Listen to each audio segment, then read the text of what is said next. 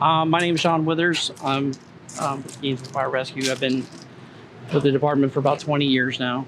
Moved to Gainesville in 1999 and made my way around to the department. Where'd you come from in '99? So my family's kind of been all over. Oh, so yeah? I was in Texas. I lived in the Keys at one point. So I mean, it just varies. A lot of different places.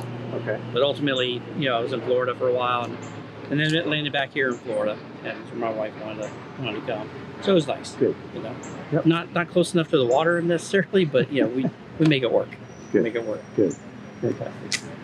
And I've always been interested in the fire service when I was younger and such. Just did different path. So I came into the department a little bit older. I was about 32. So it's available to people that have that passion or they want to do something different. It's not always just a young person that's going to be able to get involved with it. And we hire people at a variety of different ages. Some people come in from different departments that have been there and they wanted to move, or their family closer to the hospital for some reason. All those type of things make it play in people's choices. But I really enjoy being here as a destination department. And it's kind of, when I got hired, it was challenging. There was a lot of people that applied for those positions, and we made it through those processes. But this is where I wanted to be, because of what we do. This station itself? The department in general. Okay. I'm good with any station because I'm in the fire department, so I'd be happy anywhere. But every station is a little bit different as far as what they do. This one's on the outer area in the northwest. So, we have a lot of nice homes and stuff out here. And so when things happen, they're significant, they're real. Like if it's a medical call or the fire, a lot of times it's the real deal. And so that's one advantage of being out of this station. You don't get all the stuff that happens all in the downtown, all the middle stuff in between. So they enjoy that. Very interesting. But ultimately it's a smaller station. It's a one-unit station. Here we have an engine and part of District 2. I'm District 2 actually. And Station 8. And this station's been around for quite a while. You can see it's taken some of its abuse, but it's solid. And but it's tight quarters, So we try to give people the outer space so we can kind of get a little distance every once in a while and everybody have their own thing to basically. So this truck though, it doesn't have a big ladder then on this one. Is it called something different? This is an engine. Yeah. So the engine, that's your first line that comes in. They're going to pull lines off. They carry all the water, 750 gallons of water. They make that first fire attack. Where the truck company with the ladders, they do have ladders. They're just in the back. They're just they're not the aerials. Right. Okay. So these guys are coming in directed going to the fire to kind of give people that better chance of survivability during a fire. So we're pulling a couple of different lines off this one, and they're doing all fire attack. When you say pull lines off this, you're talking about literally this has water in it, so you don't have to get to a fire hose. Correct. Yeah. Every truck, by standards, is supposed to have a certain amount of water on board and supposed to be able to pump a certain amount of water in a time frame. So we can run this one at 750 gallons of water in it, and right around 4 minutes of pumping a standard line, that tank's going to be empty. So that's why we have to be able to connect to the hydrant. We have a whole plan that we come up with from that first due to the second due, grabbing the hydrant, laying the line, making the connection, turning the hydrant on. So it's water control at the same time. But if we're running full bore on a line, so that tank will go down about 4 minutes. That fast. That's so crazy. It's all up in here. It's the tight quarters. This is just a jump line for the front. This is what we use for car fires and dumpster fires and stuff. Maybe a little grass fires and such. So it's just a smaller hose. It's quick, easy. Yeah, it's quick and easy. It's not as long. And these are forestry lines that we can connect and change. And then we just have this one just pulls off. I think it's about 100 feet on there. Where other lines are a lot longer, so we can get deeper into a house, depending on what we need. And they're all in the middle, cross-laid, all built out. So when you have to pull a line, the firefighter gets up on the edge, throws it up on their shoulder, and then he kind of walks out with it, and they start flaking it out. So when the line gets charged, it doesn't get all tangled up into a knot. So there are techniques for all that that we practice. New firefighters who come through orientation run through that on a regular basis. They do it 100 times, if not 200 times, because we want it to come off right. Before I just want to make sure that with the noise, and I don't want to spend too much time. Just because the noise, and I don't know what it is, but I just didn't want to screw it up. If that turns off the AC, then I don't. Yeah, then they'll hate us. Yeah. So I have a question. You mentioned the firehouse or the fire hydrants. Right. I always see a blue light in the roadway. Reflector. So how does that connect with you? Does that help you guys find there? Yeah, something, so or at night, who's that for? That's for us. That's for us. We'll probably step out. Yeah. I think it's going to do what it's going to do. So when we're going through neighborhoods, and we go out and we put those reflectors in when we do our annual hydrant testing. So we go out and we flow these hydrants every year, check them, make sure they're working, operating within the neighborhoods, right? And so we'll put those markers down in the middle, right, as close to that hydrant as possible. So when the engines or the units are coming in, we know, okay, hydrant. We see where they're at as we're coming in. Because we want to get the closest one to the actual, where the fire might be. So that's kind of why they give us that visual, give that little bit of reflection. Because sometimes we can go through them, but weeds grow up pretty fast, and if a homeowner doesn't take care of that little area, before you know it, it's covered up, or they like to plant bushes around it, and it's okay. We get it, but we'll have to trim things back sometimes because we have to be able to get to it. We use it, on a regular basis. What's it look like when you test those once a year? Are you like, how much water are you running? Is it just, does it work? For that, yeah. It's not like we go and just turn a little faucet. No, we'll actually every other year we do actually flow testing. So we have a device we hook up to the hydrant itself. We'll turn it all the way open, and another department, and then another section will be another hydrant where they're turned up. We'll see how much change there is between one hydrant and the next hydrant, because we don't want it to drop past a certain amount. And then if there is issues with it, then we get with GRU and we can talk to them, and they can do any type of repairs that need to be done with it. So yeah, but the blue top hydrants that you see around, those are the ones that give us the most amount of water out of them. And they, we like the blue top, like blue this top. one. Blue tops are, and the city's been great with that. So there's pretty much all blue tops all throughout the city, except for maybe in the older portion, maybe some of the duck pond area. But eventually they'll replace those pipes and everything else, and they'll be all blue top throughout the city. So we have really good water sources through here, if we need more water, we can also radio into GRU and say, hey, we need to bump the pressure. We have a in really the middle big of one. something? Mm-hmm. No kidding. Yeah, we'll tell them where we're at, and this is all this stuff is gated all around the city. So whatever quadrant we're in, they can push that up a little bit if we need more. And that's really going to be, that's not going to something we're going to do on like a standard house fire. But if we have like a large structure fire, Commercial like a hotel, or something. commercial, but we need a lot of water. It's all about the BTUs that we need to get on those fire. Very interesting.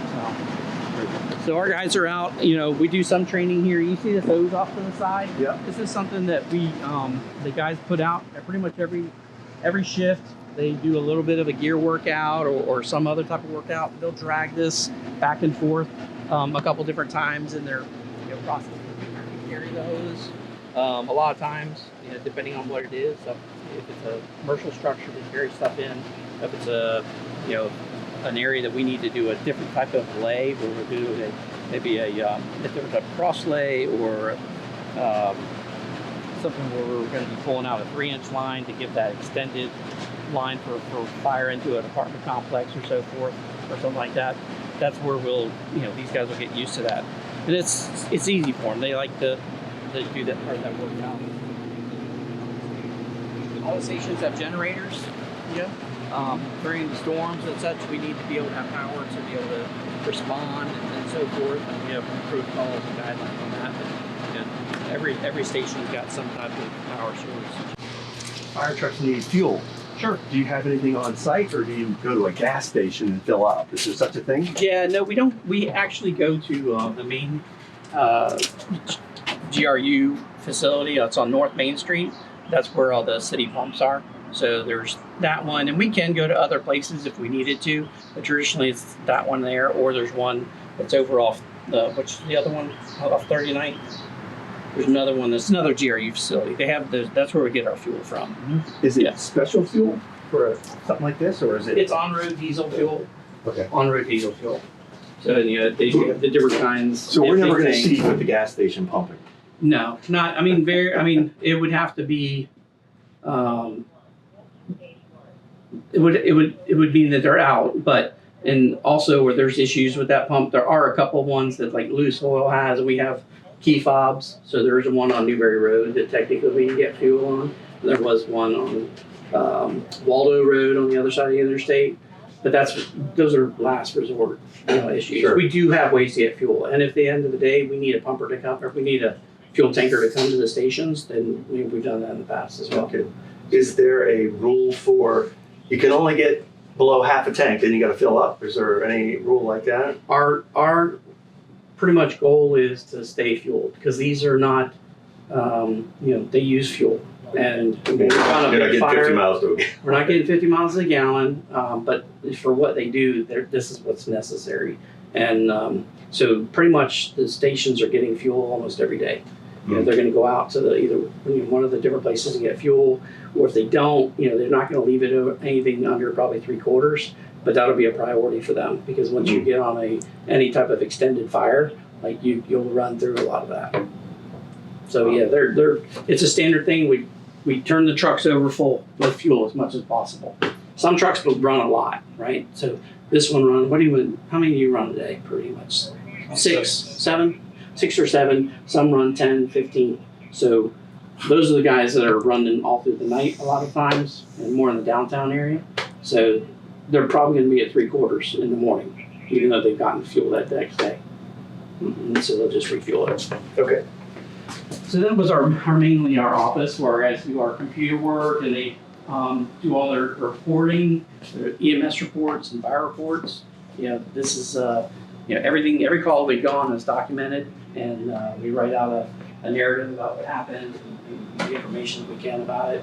That depends on sometimes if it's a structured fire, they need that for insurance a lot of times. Sure. How it started. Are you involved in determining cause of fire? If it's obvious, yeah. If it's something that's obvious, we can do that. Otherwise, we'll call in the fire investigator.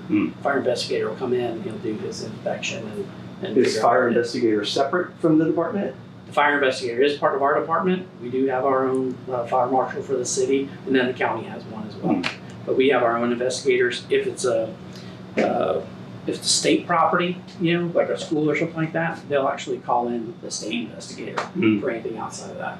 But residents, business, commercial, most of the time, anything within the city, we have our own investigators.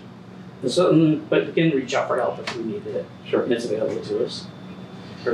So, one thing you've probably seen on TV and everything else is the camaraderie that we have within the departments.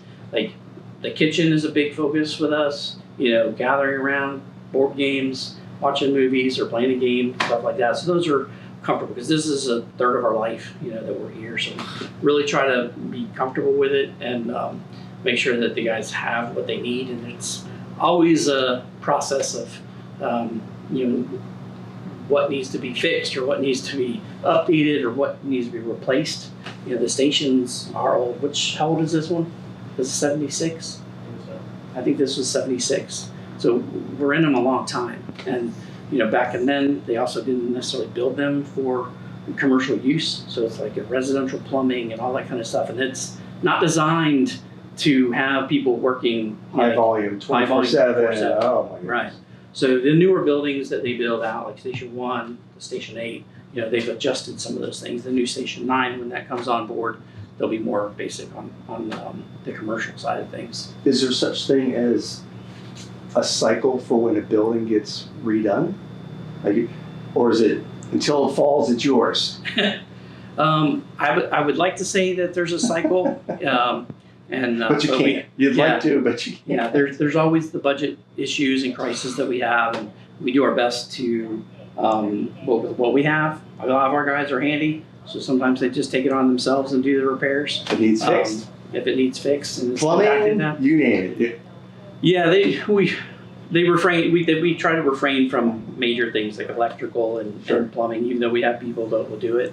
You know, the cities, they're city buildings, so you know the public works and the building department usually handles all that kind of stuff. Sure. We just have to put the work orders in, and as often something comes up. Cool. But you know these things come and they get old, and just like with anything, they need updated and Maintained. yeah. Yeah. In general. It's a small station. This one here, this was an addition that we did several years ago. This is the gymnasium that we pretty much have. A little tight, but this is what we do. And it traditionally should be a little bit more space. There's not a whole lot of room in here for guys. Not for multiple people to work out, maybe one. But that's why a lot of guys will do a rotation. They'll do some in here and then they go outside so they can go back and forth on stuff. So again, we had asked. This wasn't here. When did this get added? Ooh, I don't know the date of when this was added, but 10 it's years probably ago? been 10 years. Yeah. I would say. And this is what they came up with. This is what we also had to change on this backside because we needed additional bedrooms and such. Because at one point we went away from, we used to have big bunk rooms, right? Like old military style. Everyone had a bed and you could throw paper at each other, all that kind of stuff. But that went away. And again, that's a date I don't know, but everything new as everyone's got their own place, right? They've got their own bed, they've got their own locker, like, you know, they can shut the door, they have their own privacy. All the stations have some type of cubicle now, or basically a built out room. Anything that's new will have an actual room built out now. And you'll see as we move our way back to this a little bit. This, when I said that we're small, like one of our guys built this, and should be on rollers. That way you can get it out of the way, and then you bring it out for dinner. You know, just it's almost an IKEA concept of getting it pushed Someone away. did a great job. Yeah, Wes Breeden did this for us.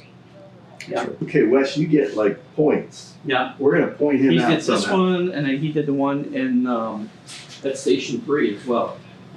Very nice. So the men's and ladies' restrooms, and that's one of the big things. We have women in the fire service, so that's why it was important that we started giving everybody their privacy in that sense. Yeah. And they've been in the service for a long time, but that's just how it was. And you know, so that standard changed. And you know, so each room has, you know, a few different actual lockers, you know, one for each shift. And now with us starting this last year, we went to a 4-shift cycle. So we're A, B, C, and D. So there should be 4 lockers, dedicated women's restroom, another small little, you know, treadmill, step mill type exercise One of the area. things that I've learned doing this is your health and fitness are so important. It's just, every place we've been to has some place to work out, and it makes a lot of sense. So it makes me ask the question, before that was here, any fitness and stuff had to be done on an exterior basis? Yeah, at the station, yeah, they didn't. I don't think they had. Yeah, so what we did here, now I remember.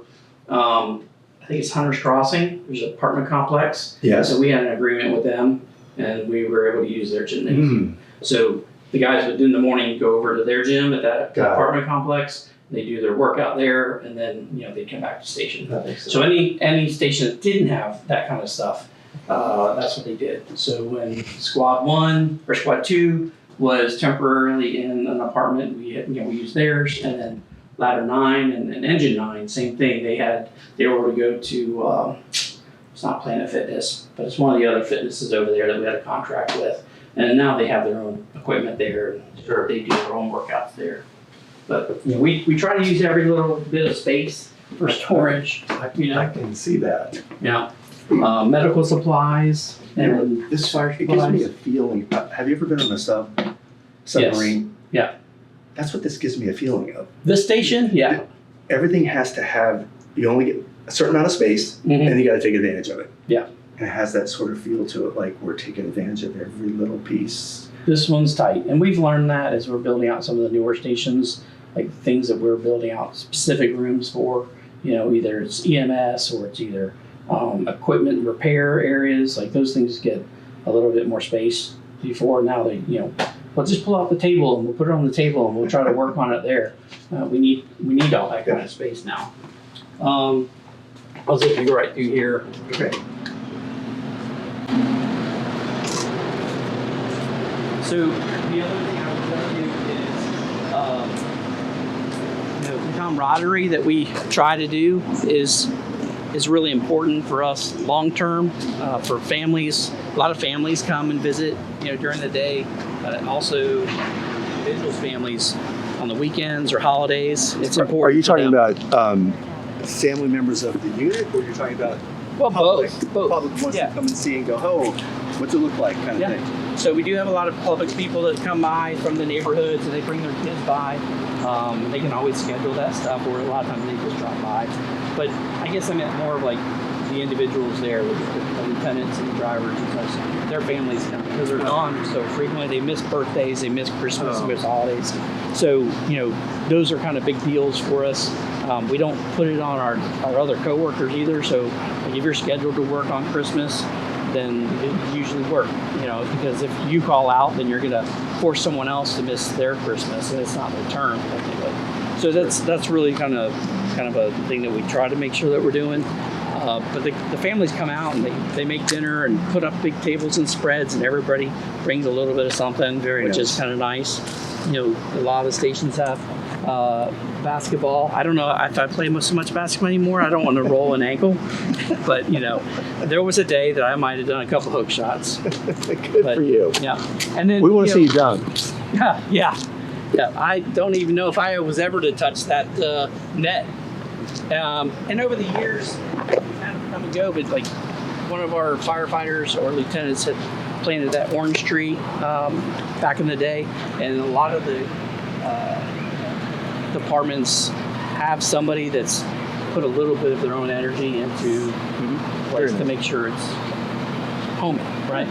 We had some stations that had fig trees that had been growing for years and produced tons of figs. Unfortunately, they started to impact part of the walls and they had to come down. But like there were fig trees all over the stations, rose gardens. Station 4 was technically the rose garden, but as we've gotten busier and busier and busier with stuff, those type of things have to fall off our radar if you just aren't priority. able to do it has to change.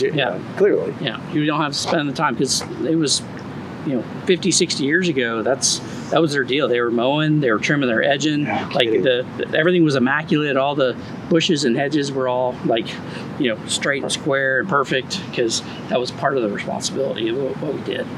But it's enjoyable. I think everybody that comes to the fire department is kind of called to it. You can do it or you can't. And usually going on some rides now and then will definitely give somebody that experience and view whether they could do something like this or not. It's, you've got doctors, nurses, surgeons, all different experiences, and we couldn't trade each other. I couldn't do what they do, and they probably couldn't do what we do. Yeah. It's not often you have people that are running into the fire. Most everybody's running away. Right. So except for us, we have equipment for it, so that's important. I mean, you're still going in. We're still going in. Yeah. People still went up the towers. And, yeah. Very cool. So with fires, I would say that too, fire safety is a big, important part of one of the things that we do, getting that information out to people. And smoke detectors are probably the number one thing that people need to realize. Your house needs to have smoke detectors. And work. Sure. Change the battery. Change the batteries the way they're supposed to. There should be a 10-year battery, but change them on, when you need to change them. Some of the newer ones are like that. But outside the bedrooms, don't have a drill and practice and play with, especially with the kids. Get them to be used to it and recognize it so they know what to do. Have a meeting point outside, so when they hear it, that's where they go. They go to that tree. But smoke detectors are your first line of you getting out safely before anything significant happens. So that's a good message. We're going to make sure people hear that one. Okay. I think, first of all, thank you. Sure. We appreciate the time. Yeah. Fantastic. No problem.